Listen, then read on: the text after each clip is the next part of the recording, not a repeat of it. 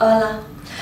Mañana I will be singing mostly in English, but a little bit in Spanish. Do you know this song? Algo entre los dos, cambia sin querer, nació en ilusión, tiemblan de emoción, Bella y bestia son. So, my name is Susan Egan, and I think I'm best known for doing Broadway shows in New York City. I was lucky enough to be the original Belle in Beauty and the Beast, the very first production of it in New York. I played Sally Bowles in Cabaret, Millie in Thoroughly Modern Millie on Broadway, as well as other Broadway shows. And then in Disney animation, I got to be the voice of Meg in Disney's Hercules. I did several voices in different Disney movies, and from that, I think people have learned my voice in America, and now I'm having the chance to tour internationally and sing and meet audiences in other countries too, so it's exciting. It is a lot of work. Oprah Winfrey says, luck is opportunity meets preparedness, and I really believe that. So I studied a lot. I studied singing, I studied acting, I studied dance for many, many, many years. And then I moved to New York and I put myself in the position to find the opportunities. And I was lucky because when those opportunities came, I had prepared for them. And so I would go to those auditions, and I was fortunate enough to be cast in many different roles and have a chance to build a career. I find that the role you have at the time is the perfect role for you in your life because you learn lessons from the character that you're playing. When I played Belle in Beauty and the Beast, she's the new girl in the village in the play. Well, I was the new girl in New York, so I would walk out of the stage door and look around me and I couldn't believe I was there, just like Belle when she's in the castle. But I think the most challenging role I've ever had was probably Sally Bowles in Cabaret because she is so flawed. She makes terrible choices in her life. She's addicted to drugs. Terrible. But for an actress, that's a lot of fun to play. I think, yes, I grew up to look like the nice girl, and so having the chance to play a character who's the bad girl is so much fun. I think most actresses would agree that being the sweet one isn't nearly as much fun as being the bad one. I think what I like about doing film and television and animation and recording and Broadway is that I never get tired of any one of them because I can switch from, and they're all very different from each other. In a recording studio, you don't have your face and your body to express emotions. You have to just use your voice. It's a different technique than when you're in film, where the camera's right there and a little eyebrow lift says a lot. Or theater, where most of the audience can't even see your face because they're sitting so far away. They require different skills, and so by having the chance to do all of them, I never get burnt out or too tired of anyone. I think what I've learned the most is that yes, I'm doing a lot, but I am mostly a stay-at-home full-time mom, and I have shaped my career to work for that. I moved away from New York. I'm not doing 8 shows a week on Broadway because I don't want to miss bedtime.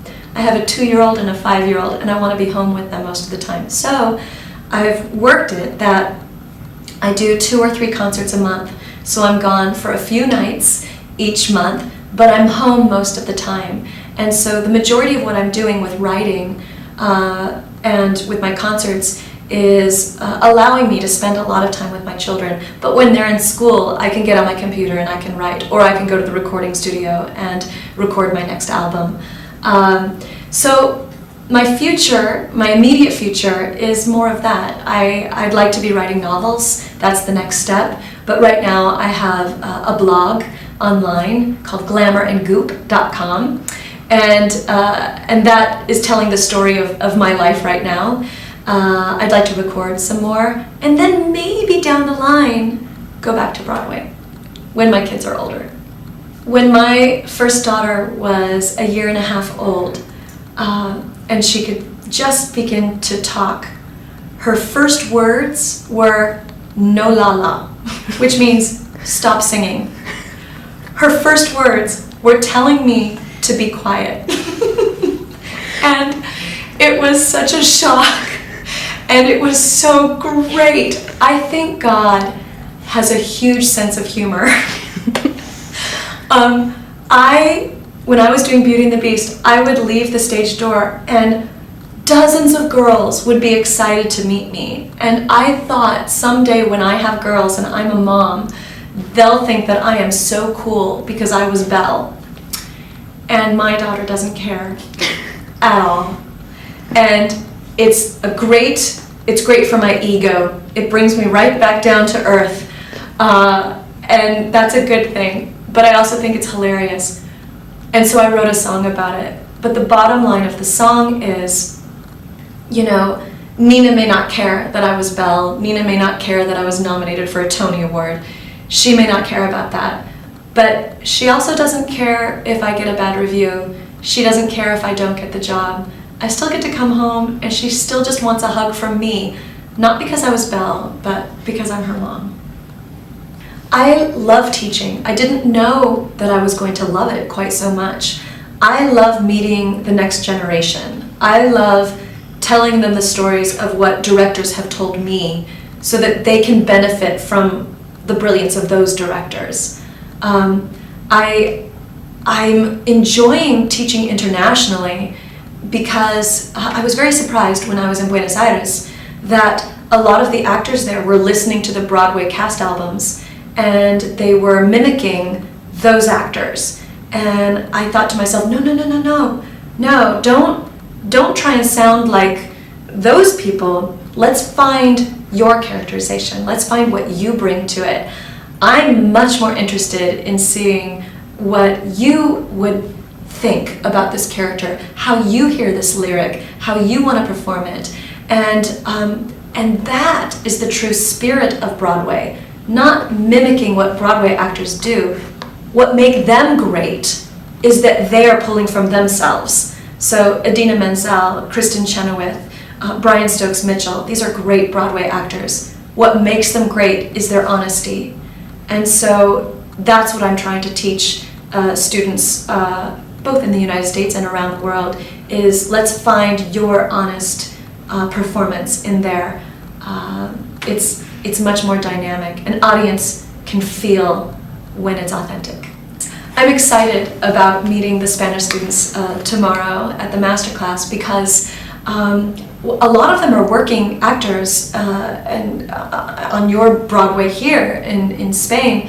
And again, I can't wait to see what their interpretations are, but also to have the chance to have a conversation with them and perhaps make the Broadway experience less mysterious to them, to answer their questions. What are Broadway directors looking for? What are they asking actors to do? And I can ask those things of these students so that when I'm gone, they can ask themselves those questions and hopefully find more in themselves for their performance.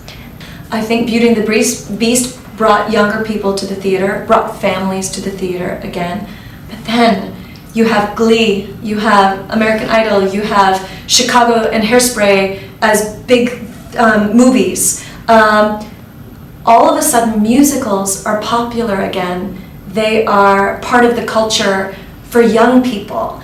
And I think Broadway is going through a new golden era. In the 30s and 40s and 50s, the music you heard on the radio were from Broadway musicals. Frank Sinatra, Ella Fitzgerald, they were singing songs from Broadway shows. Well, now, because of Glee, because of High School Musical, because of Hairspray, Chicago, Rent, young people are loving singing and dancing again. Now it's popular again. And I think because of YouTube, it has become international. So I'm grateful. I think it's fantastic. Yes, I hope you will see me again and again and again in Spain. And I promise, next time, I will speak Spanish. Thank you very much. Muchas gracias. Hola, red carpet, me llamo Susan Egan. Ven mañana al Teatro Compact Gran Via to see my masterclass and concert. They're both going to be increíble. Increíble. Oh. Hasta mañana.